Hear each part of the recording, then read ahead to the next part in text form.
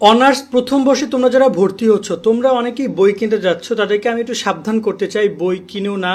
নতুন বই আসছে, নতুন সিলেবাস আসছে, তোমরা কি করবা বই কেনা নিয়ে গুরুত্বপূর্ণ এই দিক নির্দেশনা ভিডিওতে তোমাদের স্বাগতম জানাচ্ছি। দেখো, তোমরা যারা অনেকেই বই কেনার জন্য খুব উৎফুল্ল হয়ে আছো, তোমাদেরকে আমি দুইটা বিষয় ক্লিয়ার করি। অনেকের বই লাগবেও না, অনেকের আবার সাজেশন দিয়ে সলিউশন দিয়ে হয়ে যাবে। কারা বই কিনবা, কোন কোন সাবজেক্টে বই কিনবা, কিভাবে কি করবা তা আমি বলছি। হ্যাঁ, কলেজ থেকে অনেক প্রেশার দিবে, বই কেনো বই কেনো, এটা করো ওটা করো, পাগল করে ফেলবে। বাট তোমরা বুঝে শুনে বই কিনো এবং বুঝে শুনে তোমরা সিদ্ধান্ত গ্রহণ করো। প্রথমত, বিগত সালের যে বইগুলো, সেই বইগুলো অনেকাংশই অকার্যকর হয়ে যাবে, কেননা সিলেবাস সংস্করণের কাজ চলতেছে, মানে সংস্কার করা হচ্ছে, নতুন সিলেবাস আসছে তোমাদের জন্য। যার কারণে দেখা যায় যে এবছরের তোমাদের যে বইয়ের মধ্যে বেশ বড় একটা পরিবর্তন আসবে, নর্মালি সেটা তোমরা বুঝতেই পারছো। তবে সেই পরিবর্তনটা কতটুকু, অনেকগুলো বই আবার পরিবর্তন নাও করতে পারে। বিশেষ করে কিছু ম্যাথমেটিক্যাল বইগুলো খুব বেশি পরিবর্তন না করতে পারে, থিওরিক্যাল বইগুলো সবচেয়ে বেশি চেঞ্জিং হইতে পারে। বাট এক্ষেত্রে তোমাদেরকে ধৈর্য ধারণ করতে হবে, অপেক্ষা করতে হবে নতুন মানবন্টন, নতুন সিলেবাস প্রকাশ করা পর্যন্ত। এটা খুব শীঘ্রই তারা জাতীয় বিশ্ববিদ্যালয় প্রকাশ করবে এবং এই আঙ্গিকে বইগুলো প্রকাশ করবে বিভিন্ন প্রকাশনী, যেমন দিগদর্শন প্রকাশনী, ব্যতিক্রম, এরা সবাই বই প্রকাশ করবে।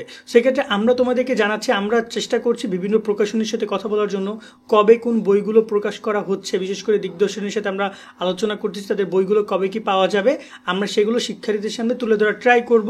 এবং বইগুলো তোমাদের কত টাকা কি দাম, কোন ডিপার্টমেন্টের বইয়ের কত দাম পড়বে, এভরি পয়েন্ট আমরা তোমাদেরকে ক্লিয়ার করার ট্রাই করব। সো তোমরা একটু ধৈর্য ধারণ করো। তোমাদেরকে আমি জানিয়ে দিতে চাই যে তোমাদের বইগুলো তোমাদের নতুন সিলেবাস আঙ্গিকে আসবে। এবং এখানে একটা ব্যাপার হচ্ছে এই যে অনেকের বই কিনতে হবেও না। দেখো, নর্মালি তুমি যদি ক্লাস করো তাহলে তোমাকে নিয়মিত তোমার বই কিনতে হবে, কারণ ক্লাসে বই ছাড়া তুমি মানে বলা যায় যে ঠন হয়ে যাবা, কারণ টিচার যখন তোমাকে পড়াবে তখন তুমি কোনো কিছু বুঝতে পারবে না।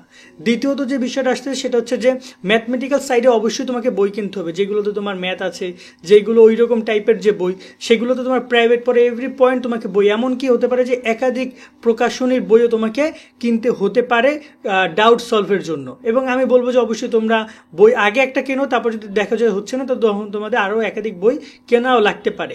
থার্ড যে ব্যাপারটা সেটা হচ্ছে পরীক্ষার আগে তোমরা প্রত্যেকটা ডিপার্টমেন্টের স্টুডেন্টরাই একটা করে সাজেশন পাবা এবং হচ্ছে যে সলিউশন পাবা। এই সাজেশন সলিউশনগুলো বাজারে প্রকাশ করবে বিভিন্ন প্রকাশনী, যেমন দিগদর্শন প্রকাশনী, এরা সাজেশন সলিউশন প্রকাশ করবে। সেগুলো কিনে তোমরা সেগুলো শুধুমাত্র সেখানে সাজেশন এবং সলিউশন পাচ্ছ, তার মানে বই কেনার দরকারও নাই, সাজেশন সলিউশন পড়লেই তোমার জন্য ইনাফ। তো যারা নিয়মিত পড়ালেখা করো তাদের বই দরকার, যারা নিয়মিত ক্লাস করবা, বা যারা দেখা যায় যে হুটহাট করে তোমরা হচ্ছে যে পরীক্ষার আগ মুহূর্তে প্রিপারেশন নিবা বা টেস্টের আগে প্রিপারেশন নিবা, তারা আমার মনে হয় যে সাজেশন সলিউশনের দিকেও ফোকাস রাখতে পারো, অযথা বই কিনে টাকা খরচ করার দরকার নেই। তবে ম্যাথমেটিক্যাল সাইটগুলো আছে সেগুলো বই কিনা তোমাদের লস হবে না, সেগুলো তোমরা কিনতে পারো।